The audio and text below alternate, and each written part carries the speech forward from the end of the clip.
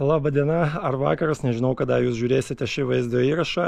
Ir šitoj vaizdo įrašai kalbėsiu lietuviškai, nes žiūriu labai daug blogerių daro tokią vaizdo įrašą apie lietuvių kalbą, apie tai, kad jie gyvena Lietuvoje ten pavyzdžiui 3 ar 5 ar 6 metai ir kaip jie kalba lietuviškai.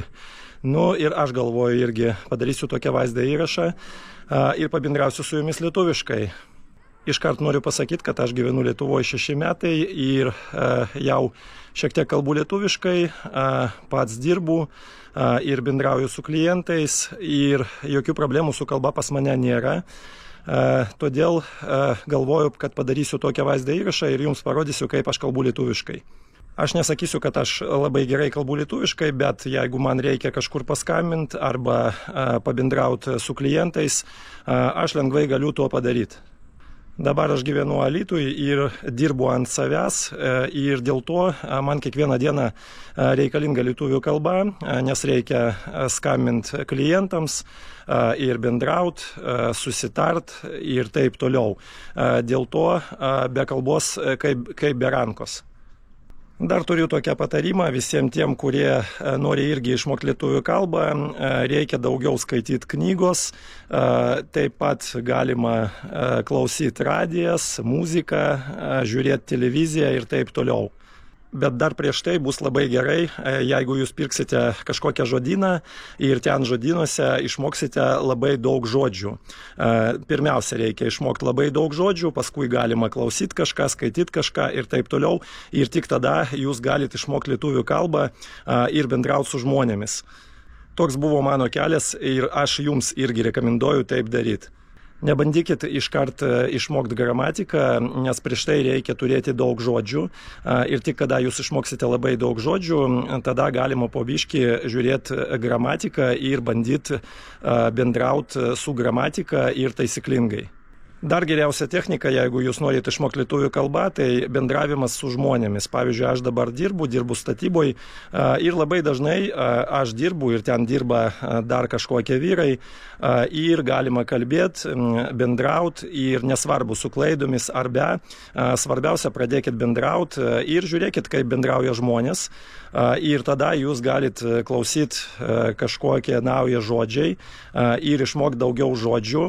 Aišku, kad iškart jūs galite nesuprasti, ką reiškia tas žodis, bet kai jūs grįšite namo, jūs galite pažiūrėti, ką reiškia tas žodis ir išmokti. Toks buvo mano kelias, pavyzdžiui. Dar žiūriu, kad Lietuvoje labai dažnai yra tokia problema, kad žmonės atvažiavo į Lietuvą, čia gyvena ir galvoja, reikalinga lietuvių kalba ar ne. Aš jums pasakysiu, kad tikrai reikalinga, nes kada jūs pradėsite bendrauti lietuviškai, pas jūs bus daugiau klientų, daugiau pažįstamų ir tada jūs galit gyventi Lietuvoje ir pas jūs nebus tokių problemų, kad kažkur paskambint, kažką sužinoti ir taip toliau. Arba, pavyzdžiui, televizijoje jūs galite pažiūrėti naujienos ir taip toliau. Ir tik tada jūs pradėsite normaliai gyventi Lietuvoje kaip lietuvis. Nežinau, ką dar pasakyti šitoj vaizdo įrašai, bet jeigu jūs planuosite gyventi Lietuvoje, aš tikrai rekomenduosiu jums išmokti lietuvių kalbą, nes tada jums bus čia paprasčiau ir smagiau gyventi. Ir dar ką noriu pasakyti, kad vienas reikalas, kada jūs gyvenat Lietuvoje ir aplink jūs rusiška aplinka, ir visai kitas reikalas, kada jūs gyvenat Lietuvoje ir kalbat lietuviškai ir aplink jūs lietuviai. Tai kitas reikalas ir tik tada jūs galit pažinti Lietuvą ir pažinti kultūrą ir pažinti šitas šalis. Dar pabaigoje noriu pasakyti, kad geriau kalbėti lietuviškai su klaidomis, negu nekalbėti visai. Toks mano patarimas ir tai viskas, ką aš norėčiau šiandien pasakyti. Jeigu jums patinka, spauskit like ir parašykit komentaruose, ką jūs galvojat apie šitą temą ir apie lietuvių kalbą.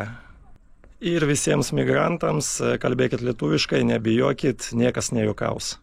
Ir dar norėčiau padaryti šį vaizdo įrašą, nes komentaruose labai dažnai žmonės rašo, kad aš negaliu kalbėti lietuviškai, gėda ir taip toliau.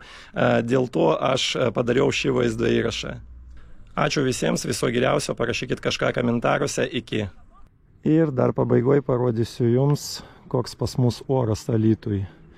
Žiūrėkit, kaip gražu. ramybė.